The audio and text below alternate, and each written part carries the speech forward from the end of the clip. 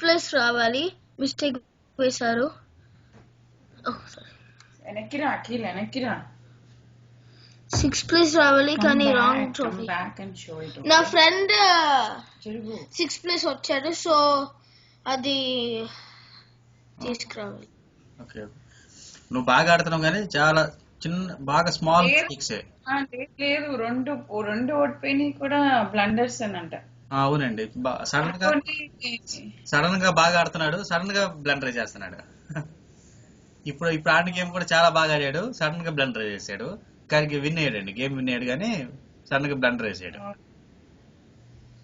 ఇప్పుడు వావ్, అది టీమ్ కి.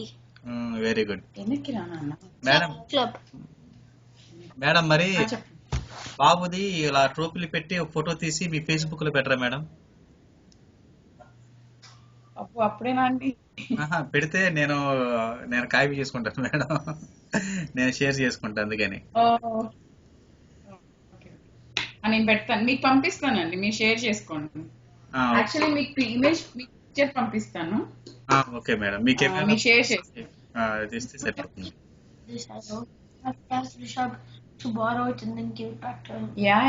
సరే. యాక్చువల్లీ December 21st ఇంకో టోర్నమెంట్ ఉంది, అది పార్టిసిపేట్. అది కొంచెం అంటే ఇప్పుడు ర్యాంకింగ్ పడుతుంది వీడిది. ఇప్పుడు దాకా అన్ రేటింగ్ దాంట్లో ఆడుతున్నాడు. పర్పోలేదు 430 పైనకి విను ఇప్పుడు దాకా అన్ రేటెడ్ రేంజ్ లో, అంటే 100 to 400 రేంజ్ లో ఆడాడు. ఇప్పుడు ఆడిన 3 గేమ్లు అంటే అసలు రేటింగ్ లేదు కదండి వీడికి.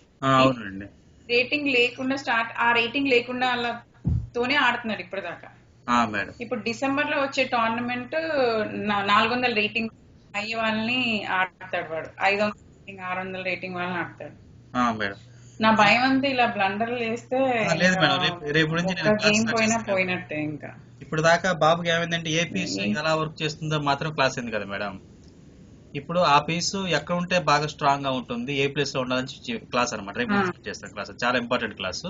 మినిమం 3 months పడుతుంది. కాకపోతే అది ఆడుతుండగానే బాబు గేమ్ డబుల్ అయిపోతుంది, మీకు ప్రాబ్లం లేదు. అది చెప్తుండగానే క్లాసు బాబు గేమ్ డబుల్ అవుతుంది. అది అంటే డైరెక్ట్ గా ఎండ్ గేమ్ కదా మేడం, ఉన్న గేమ్ డబుల్ అయిపోతుంది. అది ఫస్ట్ రుక్ గురించి చెప్తాను, తర్వాత బిషప్స్, తర్వాత స్పేస్. కాన్ఫిడెన్స్ అయితే వచ్చిందండి ఫర్ షూర్. అదే మేడం, మీరు హ్యాపీ కదా మేడం ముందు? ఓకే, మీరు హ్యాపీగా ఉన్నారా మేడం? అదే వాడి బేసిక్ గా మేము హ్యాపీ ఉన్నాం. నేను నమ్మితే చెప్తున్నా, ఆయన నమ్మినందుకు కూడా నేను నమ్మట్లేదు అసలు. ఆయన ముందు నుంచి చెప్తూనే ఉన్నారు. మనసి ఇది 200 తో స్టార్ట్ అయింది ర్యాంకింగ్, 192 తో స్టార్ట్ అయింది. వీడు స్టార్ట్ అవడమే 392 తో స్టార్ట్ అయ్యాడు.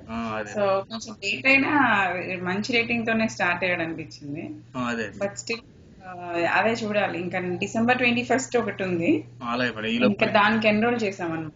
ఈ లోపు నేను బాగా ప్రిపేర్ చేపిస్తాను.